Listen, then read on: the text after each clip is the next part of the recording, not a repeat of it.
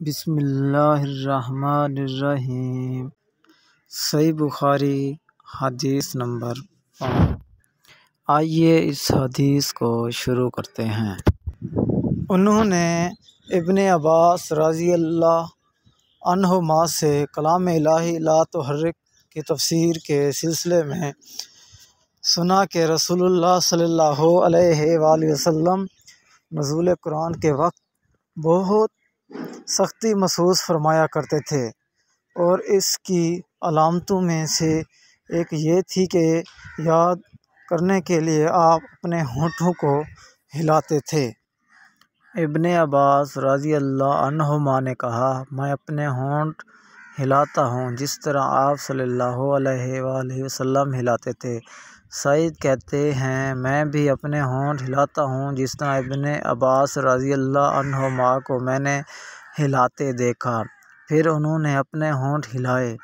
ابن عباس رضی اللہ عنہما نے کہا، پھر یہ آیات اتری کہ اے محمد، قرآن کو جلد جلد یاد کرنے کے لیے اپنی زبان نہ ہلاؤ۔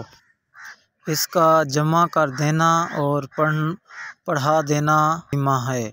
حضرت ابن عباس رضی اللہ عنہما کہتے ہیں، یعنی قرآن آپ صلی اللہ علیہ وآلہ وسلم کے دل میں جما دینا اور پڑھا دینا ہمارے ذمہ ہے۔ پھر جب ہم پڑھ چکے تو اس پڑھے ہوئے کی اتباع کرو۔